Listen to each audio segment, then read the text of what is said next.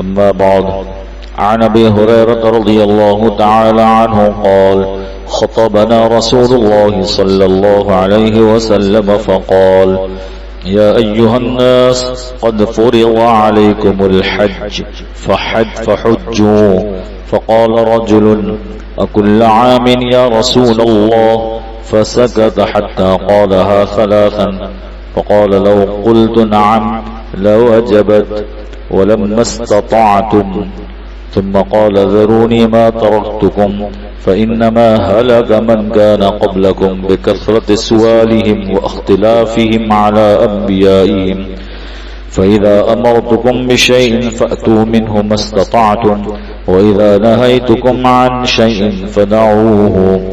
وعنه قال سئل رسول الله صلى الله عليه وسلم أي العمل أفضل؟ قال إيمان بالله ورسوله. قيل ثم ماذا؟ قال الجهاد في سبيل الله.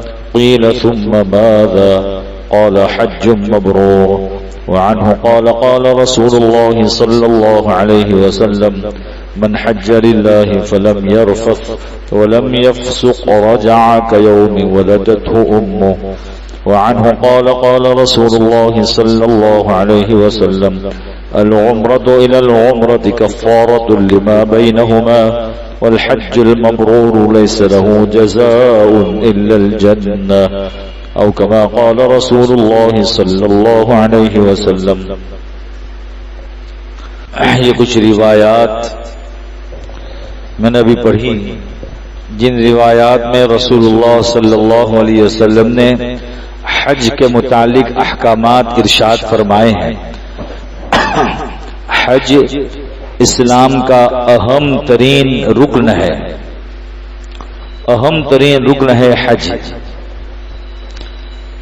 اسلام کے جو ارکان ہیں اللہ کی ذات پر ایمان لانا، پھر اقام الصلاۃ نماز کو قائم کرنا، و ایتاء الزکاۃ زکوٰۃ کو ادا کرنا، والصوم رمضان مبارک کے روزے رکھنا، والحج اور بیت اللہ کا حج کرنا. یہ 5 بڑے ارکان ہیں. اس میں یہ فریضہ حج کا ہے چونکہ ایام حج کے ایام چل رہے ہیں. حج کے جو مہینے ہیں وہ احادیث میں ملتا ہے شوال، ذی قعدہ اور ذی الحجہ کے 12ویں تاریخ تک کے جو ایام ہیں اس کو حج کے ایام کہا جاتا ہے.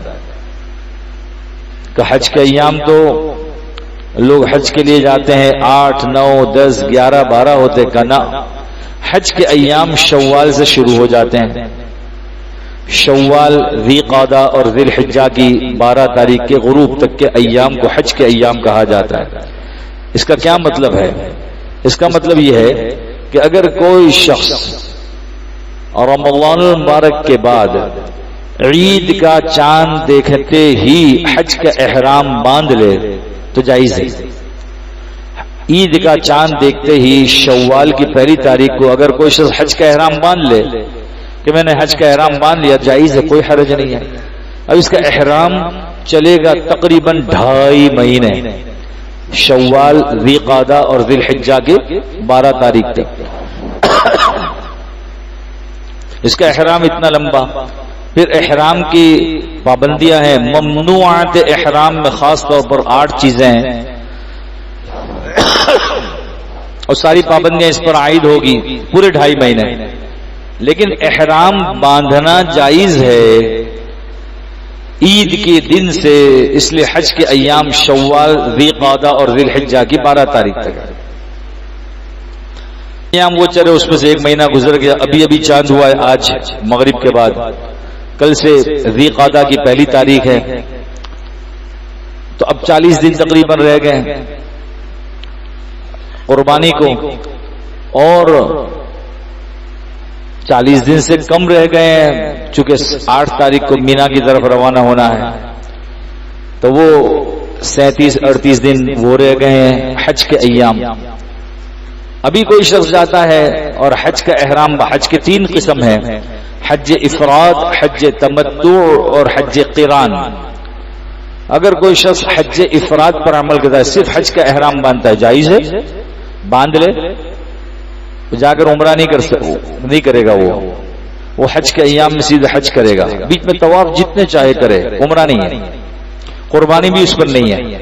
10 تاریخ کو بڑے شیطان کو کنکر مارا اور سیدھے بال کٹوا لے گا، اس پر قربانی بھی نہیں ہے۔ کوئی شخص آخری فلائٹوں میں چلا گیا، آخری ہوائی جہاز میں نکلا یہاں سے، مثلا 5 تاریخ کو نکلا، وہاں پہنچا، اس نے کہا کہ میں حج ہی کا احرام باندھتا ہوں، اس میں نیت یہ کرے گا اللہم انی ارید الحج فیسرہ لی وتقبلہ منی لبیک اللہم لبیک لبیک لا شریک لک لبیک ان الحمد والنعمت لک والملک لا شریک لک۔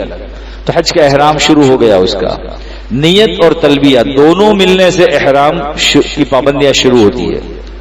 صرف نیت کرنے سے نہیں ہوگا اور صرف تلبیہ پڑھنے سے بھی کچھ نہیں ہوگا، نیت اور تلبیہ دونوں ملیں گے تب جا کر کے احرام شروع ہو گیا، اس کی پابندیاں شروع ہو گئی۔ اور ایک حج تمتع ہے جو عمومی طور پر یہاں سے کیا جاتا ہے کہ یہاں سے جا رہے ہوتے ہیں تو عمرے کی نیت سے احرام باندھتے ہیں اور نیت بھی کرتے ہیں اللہم انی ارید العمرۃ فیسرھا لی وتقبلھا منی لبیک اللہم لبیک لبیک لا شریک لک لبیک ان الحمد والنعمت لک والملک لا شریک لک۔ اب احرام کی پابندی میں داخل ہوگا، وہاں جائے گا، عمرے کے کام کرے گا، عمرے کے کام 4 ہیں، وہ کام وہاں کرے گا، عمرے سے فارغ ہوگا، اب وہ حج کا زمانہ آئے گا، پھر حج کے ایام شروع ہوں گے، حج کے کام کریں گے۔ حج کا ایک سب سے بڑا رکن ہے وہ وقوف عرفہ ہے، اور وہاں بھی نیت اور تلبیہ 8 تاریخ کو کریں گے، اگر صبح میں نکل رہے ہیں، 7 کو رات میں لے جا رہے ہیں تو 7 کو نیت کر لیں گے، وہاں بھی پھر نیت کریں گے اللہم انی ارید الحج فیسرہ لی وتقبلہ منی لبیک اللہم لبیک، اس طریقے سے وہ پھر حج کے ایام شروع ہو گئے۔ ممنوعات احرام وہی رہیں گے جو پہلے سے تھے، عمرے میں بھی وہی ممنوعات احرام ہیں۔ احرام کی پابندیاں، احرام کی پابندیاں کیا ہیں؟ مرد حضرات سلے ہوئے کپڑے پہن نہیں سکتے، عورتیں سلے ہوئے کپڑے پہنے گی، مرد جو ہے اپنے سر کو ڈھانپ نہیں سکتے، عورتیں اپنے سر کو ڈھانپ سکتی ہیں، چہرے کو نہیں ڈھانپ سکتی۔ اسی طریقے سے پیر کی ابری ہوئی ہڈی کو نہیں ڈھانپ سکتے۔ پیر کی ابری ہوئی ہڈی سے مراد فقہائے احناف نے لکھا ہے اصل تو راجے تو یہ پیر کے اوپر کی ہڈی ہے، یہ ہڈی ہے، یہ ہڈی ہے، لیکن چونکہ اس کو کعب کہتے ہیں، ابری ہوئی چیز کو کعب کہتے ہیں، کعبین یہ دونوں طرف کی ہڈی کو بھی کہتے ہیں جس کا وضو میں خیال رکھا جاتا ہے، ان دونوں کو دھونا ضروری ہے وضو میں، اور مستورات کو نماز کے اندر اور غیر نماز میں اس کو ڈھانپنا ضروری ہے، مردوں کو اس کا کھولنا ضروری ہے، تو وہ حد یہ کعبین ہے۔ لیکن حج میں اوپر کی جو ہڈی ہے وہ بھی شامل ہے۔ آج ایک صاحب نے ایک سینڈل بھیجا میرے پاس تصویر کی شکل میں کہ یہ سینڈل دیکھیں یہ حج میں پہن سکتے ہیں، میں نے کہا پہن سکتے ہیں، اس لیے کہ وہ سینڈل کسی نے بنایا ایسا سفید کلر کا ہے کہ اوپر کی جو پٹی ہے وہ بھی یہ ابری ہوئی ہڈی پر نہیں آتی، اور سائیڈ کی جو نیچے کی جو چپل کی کسمہ ہے پٹی ہے وہ بھی کعبین کو نہیں چھپاتی، جائز ہے، کوئی حرج نہیں۔ سلیپر پہننا کوئی فرض اور واجب نہیں ہے، بس یہ ہڈی کھلی۔ تو ممنوعات احرام میں یہ ہے کہ سر ڈھپا ہوا نہ ہو، سر کھلا ہوا ہو مرد کا، عورت کا سر ڈھپا ہوا ہوگا، چہرہ کھلا رہے عورت کا، لیکن چہرہ کھلا رہنے کا مطلب یہ نہیں کہ پردہ نہ کرے، پردہ بھی ضروری ہے، پردے کے ساتھ اس انداز سے رہے کہ کپڑا مست نہ ہو۔ کہ یہ کس نے کہہ دیا؟ ترمذی شریف میں روایت ہے سرکار دو عالم صلی اللہ علیہ وسلم امی عائشہ صدیقہ عفیفہ طاہرہ طیبہ مومنہ مسلمہ زاہدہ رضی اللہ تعالی عنہا پیچھے سوار تھی سواری پر، اور حج کے ایام میں مینا سے عرفات کی طرف روانگی تھی، چل رہے تھے۔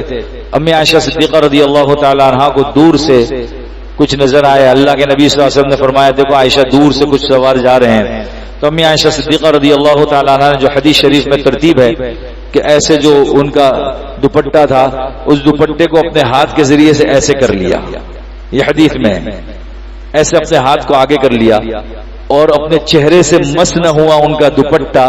یہ دلیل ہے کہ پردہ بھی ضروری ہے اور ایسے پردہ ضروری ہے کہ وہ کپڑا چہرے پر مسلسل مس نہ ہو. مس تو ہوتے رہے گا ہوا کے آنے سے، ہوا کے جھونکے، لیکن مسلسل چہرے پر نہ لگے. تو رات میں جائے گی تو کھول لے گی، مسلسل تو چہرے پر لگے گا نہیں. چہرہ ڈھانپ نہیں سکتے. پھر مرد کچی خوشبو کھا نہیں سکتا، خوشبو لگا نہیں سکتا، کچی خوشبو پی نہیں سکتا، نہ خود لگا سکتا ہے نہ کوئی لگائے، نہ جان بوجھ کر نہ غلطی سے.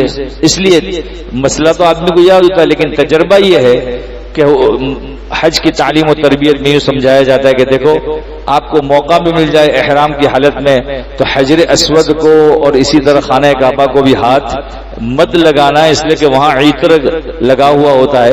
یہ ایک عضو پورا ہتھیلی، دونوں ہتھیلیاں لگ جائے گی اور مسئلہ ٹیڑھا ہو جائے گا خوشبو لگنے کی وجہ سے. اسی طریقے سے کچی خوشبو، آج کل وہ گٹکا کھاتے ہیں، وہ پاؤچ کیا کہتے ہیں اس کو، کیا کہتے ہیں اس کو، اجنی کھاتے ہیں وہ کھاتے ہیں. اب وہ ایسا سب کھاتے ہیں اس میں کچی خوشبو ہوتی ہے، مینتل اور کافور، یہ سب پورا منہ خوشبودار ہو جاتا ہے. اسی طریقے سے ہوائی جہاز میں بیٹھے تو تجربہ یہ ہے، تجربے کی بات بتلا، اور مسئلہ آدمی کو یاد ہوتا ہے لیکن اس وقت یاد نہیں ہوتا کہ مثلا ہوائی جہاز میں ابھی ہم نے نیت کر لی ہے، تلبیہ بھی پڑھ لیا ہے، اب اس میں کچی خوشبو کوئی میٹھی چیز پر ڈال کر کے دی جا رہی ہے، کچی خوشبو الائچی ڈال کے دی گئی ہے، نہیں کھا سکتے، خوشبو ہو گئی، کچی خوشبو ڈالی ہوئی. اسی طریقے سے وہ اندر جو ہاتھ پوچھنے کا جو ہوتا ہے نا رومال، ٹشو، وہ ٹشو پیپر جو ہوتا ہے اس میں خوشبو پوری لگی ہوئی ہوتی ہے.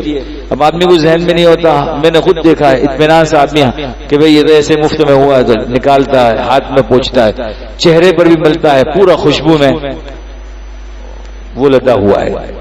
یہ خطرناک چیز ہے، اس سے دم کا خطرہ ہے. فقہاء نے لکھا ہے اگر ایک عضو پورا خوشبو سے معطر ہو جائے دم لازم ہے.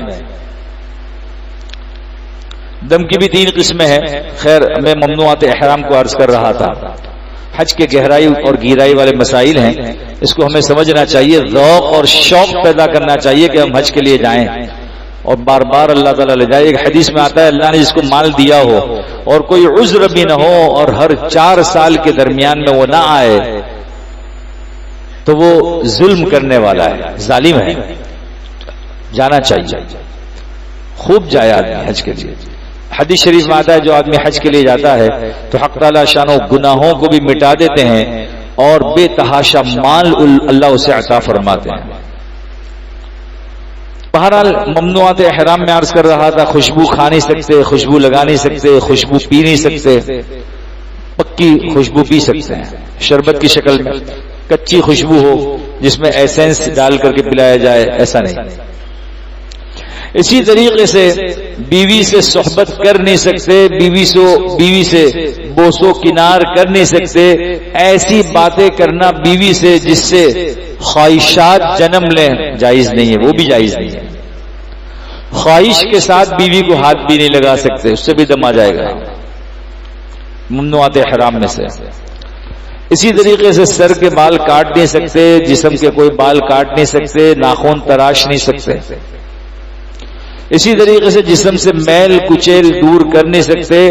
اگر کوئی ایسی ضرورت پیش آ جائے گندگی صاف کرنے کے لیے، مثلا احتلام ہو گیا تو بغیر خوشبو کے صابن آدمی لے کے جائے یہاں سے اور اس صابن کا استعمال کرے.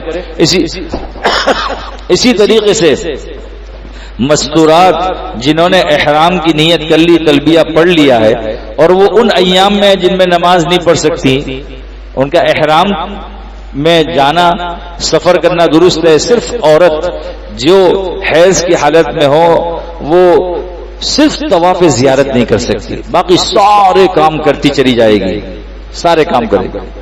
سعی بھی اگر طواف زیارت کے بعد حیض آ گیا سعی بھی کر سکتی ہے، کوئی مسئلہ نہیں. صرف طواف زیارت نہیں کر سکتی اس لیے کہ وہ ان ایام میں مسجد میں جا نہیں سکتی اور طواف کے لیے مسجد شرط ہے. وضو بھی شرط ہے طواف کے لیے، طواف کے شرائط میں مسجد بھی شرط ہے، وضو بھی شرط. کوئی طواف کرتے کرتے کسی کو ذہن میں نہیں رہا اور وہ مسعی میں چلا گیا سعی کرنے کی جگہ پہ، تو اس کا وہ چکر نہیں ہوا، وہ چکر نہیں ہوا تو 7 چکر نہیں ہوئے، طواف نہیں ہوا. اسی طریقے سے طواف کرتے کرتے وہ خانہ کعبہ کے اندر چلا گیا، یعنی حتیم کے حصے میں چلا گیا کہ اس نے کہا میں مختصر انداز میں چکر کاٹنا چاہتا ہوں، یہاں سے داخل ہوا وہاں سے نکل گیا، ایسا موقع آ گیا، تب بھی اس کا وہ چکر نہیں ہوا. جب وہ چکر نہیں ہوا تو طواف بھی نہیں ہوا. تو عورت، میں اصل میں خوشبو پر بات کر رہا تھا، عورت سارے کام کرے گی ان ایام میں، صرف طواف زیارت نہیں کر سکتی. اب وہ اپنے کپڑوں کو دھونے کے لیے صابن استعمال کرے. دیکھیں تجربہ یہ ہے، مسئلہ یاد ہے لیکن تجربہ یہ ہوتا ہے کہ عموماً وہ صابن استعمال کرتے جس میں خوشبو ہوتی ہے، لہٰذا پاؤڈر استعمال کیا اس میں بھی خوشبو ہوتی ہے، لہٰذا بغیر خوشبو کے صابن لے جائیں. صوفی صابن ہے مثلا، اس میں خوشبو نہیں ہوتی، ایسی کوئی صابن لے جائیں. ممنوعات احرام میں یہ ساری چیزیں ہیں. اور پھر 8ویں چیز ہے شکار کر نہیں سکتے، شکار کی طرف اشارہ کر نہیں سکتے. کوئی اور جو احرام میں نہ ہو، غیر محرم ہو اور وہ شکار کا گوشت لا کے دے تو کھا سکتے ہیں. بخاری شریف میں روایت ہے حضرت ابو قتادہ رضی اللہ تعالیٰ عنہ نکلے ان صحابہ کرام کے ساتھ جو محرم تھے، یہ غیر محرم تھے، یہ بخاری شریف میں تفصیل سے روایت ہے. چنانچہ ابو قتادہ رضی اللہ تعالی عنہ وہ غیر محرم تھے، ان کے ہاتھ میں بھالا تھا اور شکاری بھی تھے وہ. چنانچہ ایک نیل گائے انہوں نے دیکھی اور نیل گائے دیکھنے کے بعد ساتھیوں سے کہا کہ بھائی میرا بھالا گر گیا. دو ساتھیوں نے جیسا دیکھا ہی نہیں. مسائل جانتے تھے صحابہ کرام کہ نہیں تعاون کرنا جائز نہیں ہے شکار میں. وہ خود اترے اور اپنا بھالا اٹھایا اور شکار کے پیچھے گئے اور پھر شکار کیا. شکار کرنے کے بعد اس کو ذبح کیا خود نے، اور ذبح کرنے کے بعد اب صحابہ کرام میں آپس میں اختلاف ہوا، یہ مسائل کا اختلاف ہوا. بعضوں نے کہا کہ ہم نہیں کھا سکتے یہ گوشت، بعضوں نے کہا کھا سکتے ہیں. جب سرکار دو عالم صلی اللہ علیہ وسلم کے پاس پہنچے اور آپ بھی چونکہ سفر میں تھے اسی حج کے، تو اللہ کے نبی صلی اللہ علیہ وسلم نے فرمایا لاؤ کیا بچا ہوا ہے، اس کا ایک جو ہے نا ران کا حصہ کا لاؤ. آپ نے کھایا اور عمل کر کے بتلایا. یہ تقریر رسول ہے کہ دیکھو کھایا جا سکتا ہے اگر تعاون نہیں کیا شکار کے. بہرحال یہ ممنوعات احرام ہے. یہاں پر جو میں نے حدیث ابھی پڑھی، نبی کریم صلی اللہ علیہ وسلم نے خطبہ ارشاد فرمایا اور کہا اے لوگو تم پر حج فرض کیا گیا ہے، فحجو، لہذا حج کرو. تو ایک صاحب کھڑے ہو گئے اور انہوں نے کہا اکل عام یا رسول اللہ، یہ اقرا بن حابس رضی اللہ تعالیٰ عنہ تھے، کہ کیا ہر سال حج فرض ہے؟ تو اللہ کے نبی صلی اللہ علیہ وسلم خاموش ہو گئے. وہ پھر کھڑے ہو گئے اور انہوں نے کہا کہ اکل عام یا رسول اللہ، کیا ہر سال پھر آپ خاموش ہوئے. پھر وہ بیٹھ گئے. پھر تیسری مرتبہ کھڑے ہو گئے. انہوں نے پھر یہی سوال کیا تو اللہ کے نبی صلی اللہ علیہ وسلم نے ارشاد فرمایا لو قلت نعم، اگر میں ہاں کہہ دیتا تو اس صورت میں واجب ہو جاتا اور پھر تم اسے نبھا نہ سکتے، تم ہر سال حج کر نہ سکتے. اس لیے فرمایا اللہ کے نبی صلی اللہ علیہ وسلم ضرور ما ترکتم، جب تک میں تمہیں چھوڑے رکھتا ہوں کوئی مسئلہ نہیں بتلاتا وہاں تک تم بھی خامخواہ پوچھو مت. اس لیے کہ اگر خامخواہ پوچھا تو یاد رکھو تم سے پہلے لوگ بھی تھے جنہوں نے خامخواہ سوالات کیے. فإنما هلك من كان قبلكم بكثرة السؤال، بہت کثرت سے سوال کرنے کی وجہ سے وہ قوم ہلاک ہوئی، اس لیے کہ سوال کیا، اوپر سے حکم آیا اللہ کا، نبھا نہ سکے.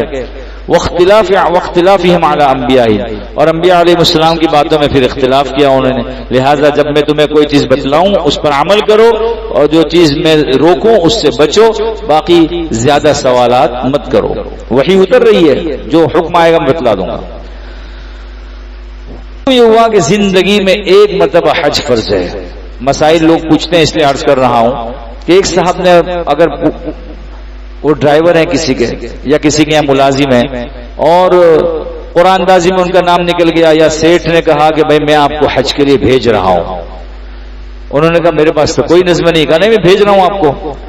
وہ گئے اپنا فرض حج کرنے کی نیت سے، فرض حج کر کے آئے، ان کے پاس کوئی پیسہ نہیں تھا، بعد میں کسی زمانے میں اللہ نے ان کو بھی خوب مال عطا فرمایا جس سے حج فرض ہو سکتا ہے، کہ نہیں حج اب فرض نہیں ہے، ایک مرتبہ حج کر چکے ہیں، چاہے کسی نے بھیجا ہے، حج فرض ادا ہو چکا ہے، اب جب جائیں گے تو نفل حج ہو گئے۔ کسی نے قرض لے کر حج کیا تب بھی اس کے ذمے سے حج ساقط ہو چکا ہے۔ ایک سوال یہ پیدا ہوتا ہے، کیا چونکہ حدیث شریف میں آگے ہے، نبی کریم صلی اللہ علیہ وسلم کا ارشاد ہے کہ دیکھو جب حج فرض ہو جائے، من اراد الحج فلیعجل، حدیث شریف میں ہے جو شخص حج کا ارادہ کرتا ہے اسے چاہیے جلدی کرے، جیسے پیسے آ گئے فوراً نیت کرے اور نکل جائے۔ ہاں سرکاری رکاوٹیں ہیں تو بات اور ہے، لیکن اگر رکاوٹ کوئی نہیں ہے، اپنی طرف سے پوری کوشش کی، کوئی رکاوٹ آ گئی تو کوئی مسئلہ نہیں ہے، رکاوٹ نہیں ہے تو چلے جائے، انتظار نہ کرے، منع فرمایا ہے۔ اب اس میں اختلاف ہے علماء کا، ائمہ کا۔ امام اعظم ابو حنیفہ رحمۃ اللہ علیہ فرماتے ہیں کہ حج فی الفور فرض ہے، جیسے پیسے آئے جلدی سے چلے جائے اور حج کر کر آ جائے۔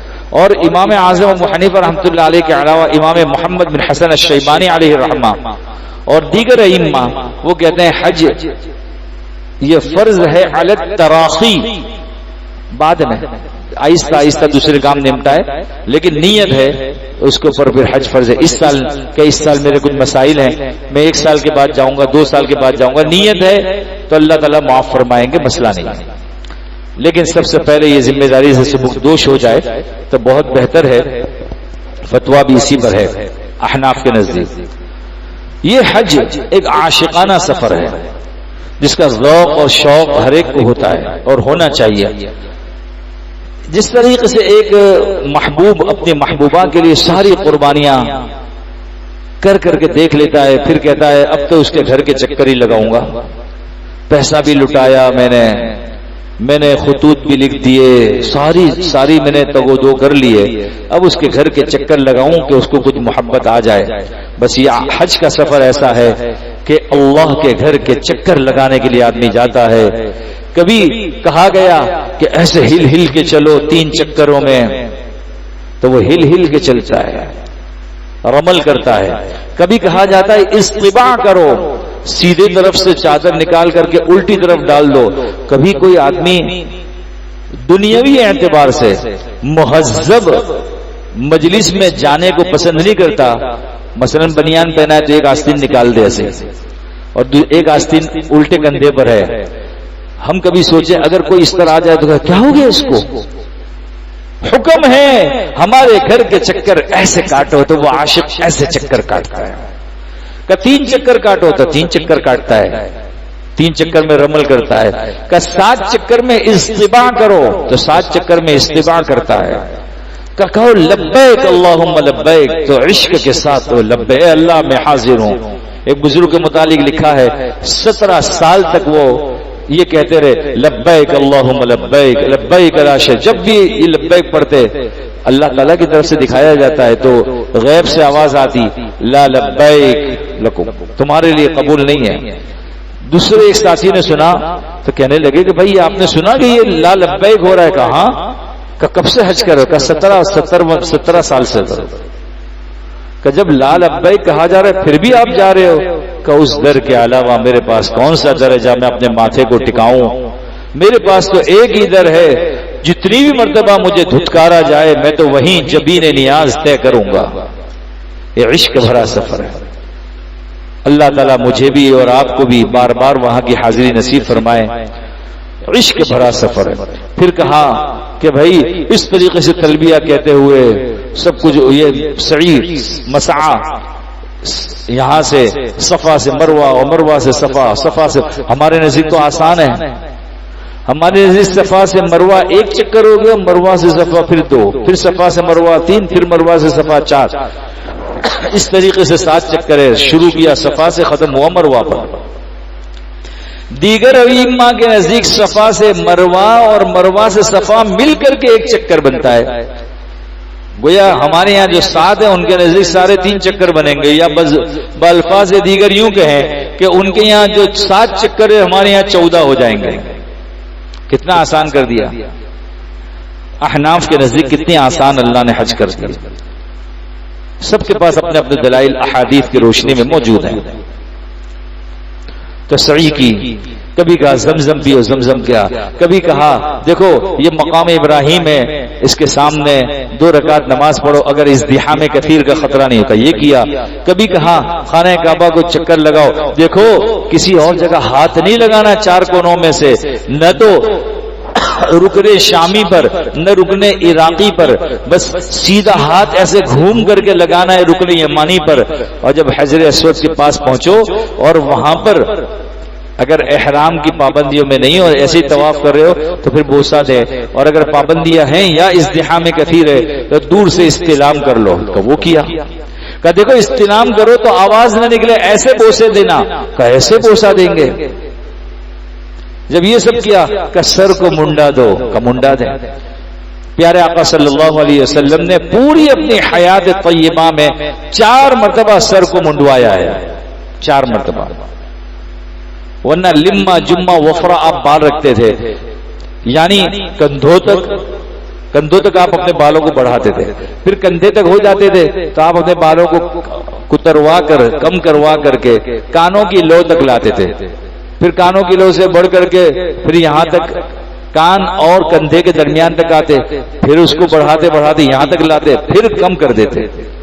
لیکن پورے سر کے بالوں کو مونڈا نہیں, 4 مرتبہ پوری زندگی میں مونڈا ہے, اور وہ 4 مرتبہ حج اور عمرے میں مونڈا ہے. آپ نے 4 مرتبہ جو مونڈا ہے وہ ذی الحجہ میں مونڈا ہے. عمرے کی ذی القعدہ میں, حج ذی الحجہ میں. پیارے آقا صلی اللہ علیہ وسلم نے سن ہجری 9 میں جب حج فرض ہوا, صحیح قول یہی ہے تو حضرت ابوبکر صدیق رضی اللہ تعالیٰ کو آپ نے روانہ کیا امیر حج بنا کر, اور آئندہ سال آپ تشریف لے گئے. وہی آپ کا پہلا اور آخری حج کی فرضیت کے بعد ہے. لیکن ایک اہم ترین مسئلہ یہ یاد رکھنا چاہیے, لوگ پوچھتے ہیں کہ نبی کریم صلی اللہ علیہ وسلم نے زندگی میں ایک ہی مرتبہ حج کیا ہے. حج کی فرضیت کے بعد ایک ہی مرتبہ حج کیا ہے. حج کی فرضیت سے پہلے مکہ مکرمہ سے آپ نے حج کیے, آپ کرتے تھے حج. کیا انبیاء علیہ السلام نے بھی حج کیے ہیں؟ بے شک کیے ہیں. ملا علی قاری رحمۃ اللہ علیہ نے اسی مشکات کی شرح میں مرقات میں لکھا ہے کہ حضرت آدم علیہ السلام نے ہندوستان سے پیدل 40 حج کیے ہیں, اور دیگر انبیاء علیہ السلام نے بھی حج کیے ہیں. ان کے حج کے طریقے الگ تھے لیکن کیے ہیں حج سب نے. امت پر حج صرف اس امت پر فرض ہوا, ان کی امتوں پر فرض نہیں تھا, انبیاء علیہ السلام پر فرض تھا, اور سب نے حج کیے ہیں. اس سے مراد انبیاء علیہ السلام نے حج کیے ہیں. آدم علیہ السلام پر حضرت جبرائیل علیہ السلام نے آ کر کے وحی پہنچائی کہ اے آدم, یہ بھی مرقات میں لکھا ہے مشکات کی شرح میں, کہ اے آدم دیکھو انبیاء علیہ السلام بھی حج کرتے ہیں, اور ہم فرشتے جو ہیں یہ حج ایک عاشقانہ سفر ہے جس کے متعلق میں عرض کر رہا تھا کہ اس حج کو آدمی شوق اور ذوق سے کرے, اور خوب اس کے سلسلے میں آدمی اپنے مال کو جمع کرے, اور مال جمع کرنے کے بعد حج کرے. اور اگر حج نہیں کیا تو بہت بڑا خطرہ ہے. نبی کریم صلی اللہ علیہ وسلم کا ارشاد ہے, وقت زیادہ ہو رہا ہے. حضرت علی رضی اللہ عنہ فرماتے ہیں من ملک زادا وراحلۃ تبلغه الى بیت اللہ ولم يحج فلا علیہ ان يموت یہودیا او نصرانیا. جس شخص کو اللہ نے وہاں پہنچانے کا نظم کیا, اس کے پاس اتنا پیسہ ہے کہ حج کے لیے جائے, اور وہ جب حج کے لیے جائے تو اپنے بال بچوں کا خرچہ بھی یہاں موجود ہو. زاد راہ, زاد اور راحلہ. زاد کہتے ہیں توشہ, کھانے پینے کا نظم. راحلہ کہتے ہیں سواری کا, ٹکٹ کا سارا نظم ہو گیا اس کے پاس جہاں جہاں جانا ہے, اور کھانے پینے کا بھی نظم ہو گیا, تو کوئی بھی چیز نہیں رہ گئی. اب حج کے لیے جائے. فرمایا اگر یہ سب ہونے کے باوجود بھی اس نے بیت اللہ کا سفر نہیں کیا تو فرمایا فلا علیہ ان یموت یہودیا او نصرانیا. اللہ کو کوئی پرواہ نہیں ہے, اپنے آپ کو مسلمان کہتا رہے, یہ یہودی ہو کر مرے یا نصرانی ہو کر مرے. یہ ترمذی شریف کی روایت ہے اور خطرناک ترین وعید ہے جس کو آج کل ہم بہت ہلکا لیتے ہیں. بھائی حج ایک فرض ہے، جس طرح روزہ فرض ہے، جس طرح اور فرائض ہیں، نماز فرائض ہیں، زکوٰۃ اسی طریقے سے. حج اگر نصاب تک مال پہنچتا ہے تو شوق اور ذوق کے ساتھ جتنا جلدی ہو سکے حج کی سعی کرنی چاہیے. اور یہ حج کتنے اخلاص سے دیکھیں اللہ تعالیٰ نے شروع میں کہا وَلِلَّهِ، جس طریقے سے مسجد کی تعمیر کے سلسلے میں فرمایا کہ من بنا للہ مسجدن، اسی طرح وَلِلَّهِ عَلَى النَّاسِ حِجُّ الْبَيْتِ مَنِ اسْتَطَاعَ إِلَيْهِ سَبِيلًا. جو اللہ کو راضی کرنے کے لیے حج کرے گا تو اللہ پھر سارے انعامات اسے عطا فرمائے. جو اللہ کو راضی کرنے کے لیے گھر بنائے گا اللہ کا مسجد، تو اللہ اس کا گھر جنت میں بنا دے گا. حج کے بہت سارے مسائل ہیں، مسائل ہمیں سمجھنے چاہیے. میرا جی چاہ رہا تھا کہ میں حج کے مسائل گہرائی کے ساتھ یہاں پر مذاکرے کے طور پر عرض کروں. آج بھی ایک جگہ حج کے سلسلے میں تربیتی نشست تھی، میرے ذہن میں آیا کہ عمومی طور پر اس کو کھولنا چاہیے کہ ذوق اور شوق پیدا ہو. میں مطالعہ کر رہا تھا حج کے سلسلے میں ایک کتاب کا، اس میں یہاں ایک ساتھی کا بیان کیا، کسی نے شرح میں لکھا ہے کہ ایک صاحب درزی تھے، وہ حج کے لیے گئے، ایک ایک پیسہ جمع کرتے رہے کہ حج کا موقع ہے تو میں جاؤں.